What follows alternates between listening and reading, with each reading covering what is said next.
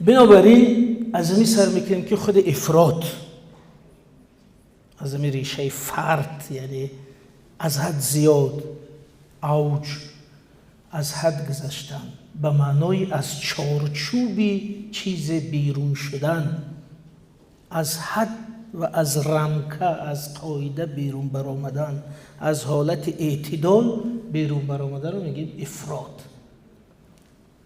افراط فقط در دین نیست. مثلا یک نفری که بسیار خوراک میخورد میگیم در خوردن افراط کرد. یک نفری که مثل من بسیار گپ میزند میگیم در گپ زدن افراط کرد. یک آدمی هست که بسیار میخندد میگیم در خندیدن افراط کرد.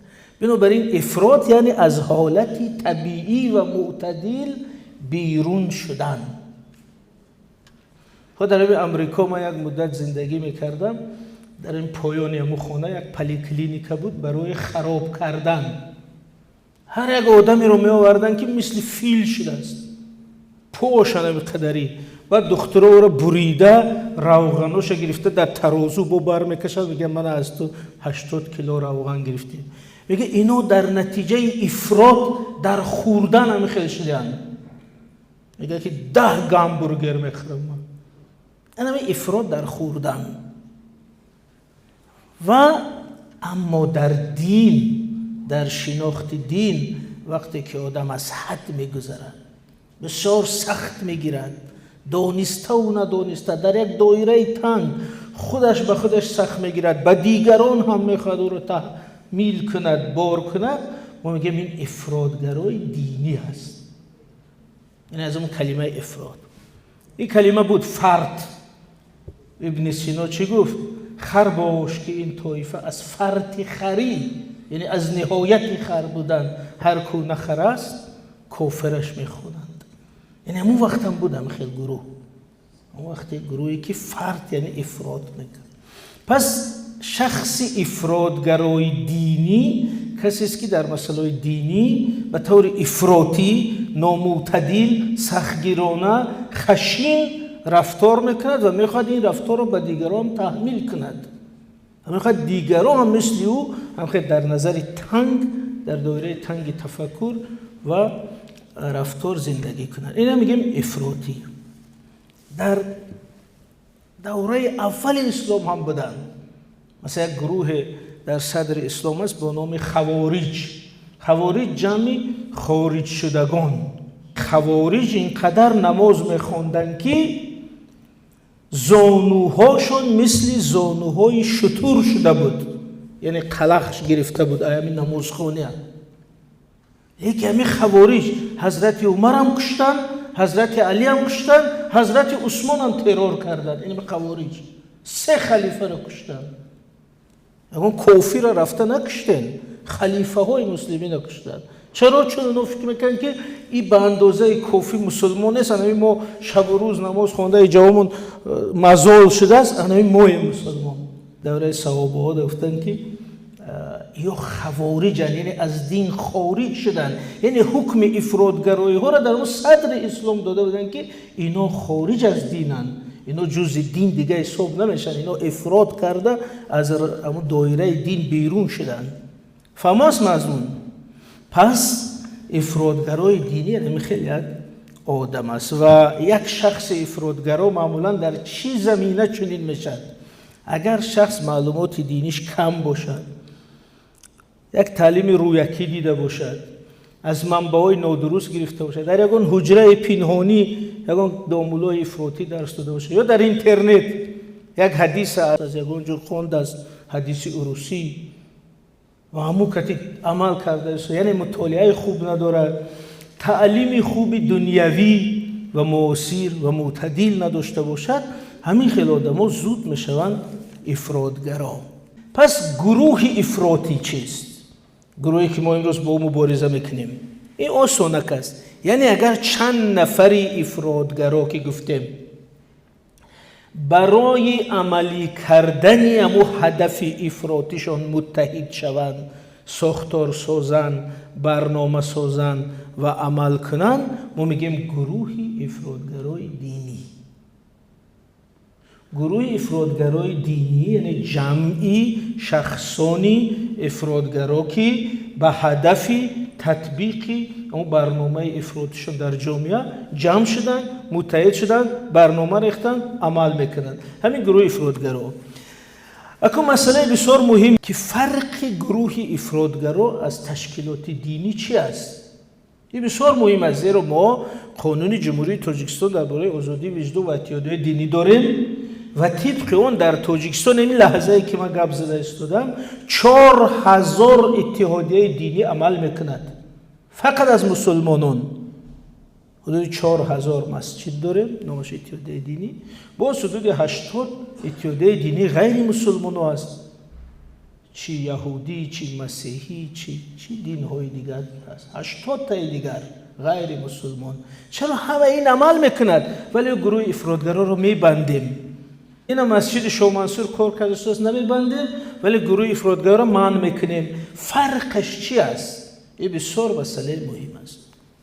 خب یکم فرق اولی گروه افرادگرا از تشکیلات دینی این است که گروه افرادگرا یک دیدگاهی تند، تحمل ناپذیر و افراطی درباره دین دارد، حکم‌های قطعی نسبت همه میکند و دیگران رو تحمل نمیکند، اصل همزیستی را قبول ندارد.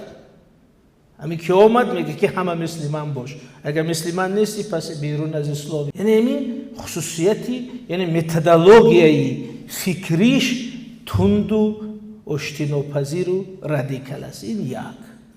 دوم از همه جای مهم که چه فرق کنیم که نمی گروه افراطی است یا تشکیلات دینی. تشکیلات دینی هدفی تربیوی، عبادی، هدایتی دارد. مثلا یک تشکیلات دینی یعنی نظامنامه مسجد جامع نویه شاه منصور را گیرید، مسجد کجا چه اتحادیه دینی غیر اسلامی هم باشد، در همون نظامنامه‌اش نوشته است که مقصدش تعلیم پیروان یعنی دین، مقصدش تربیت انسان، مقصدش به پاکی و سعادت رساندن، مقصد او عبودی، مقصد او هدایت کردن مردمش برای راست. ولی گروه افرادگرای دینی مقصد ایدئولوژی سیاسی دارد. مثلا در اونجا میگه تأسیس خلافت، دیگر کردن ساخت دولت، ساختن یعنی این خیل از بین بردن این خیل حکومت، ساختن این خیل حکومت. وای علاقه از روی هدف گروه دینی نیست بلکه یک گروه ایدئولوژی سیاسی است در اصل و اسلام را همچون واسطه رسیدن به او هدفش قرار داده است، نه همچون واسطه اعتقاد و عبادتش. انا برای فرق دومی گروه افرادگرای دینی از تشکیلات دینی، از اتحادیه دینی، انا همین است. زیر این اصطلاح اتحادیه دینی ما تشکیلات های دینی در نظر داریم، همه مسجد ها، همه کلیسا ها، همه نمازگاه های دین های دیگر. خب بنابراین اتحادیه دینی هدف سیاسی ایدئولوژی ندارد بلکه هدف تربیوی، عبادتی، هدایتی و تعلیمی دارد. این معلوم است؟ خب سوم، فرق سومی تشکیلات دینی از گروه افرادگرای دینی در آن است که گروه افرادگرای دینی یک ساختاری حربی سیاسی دارد.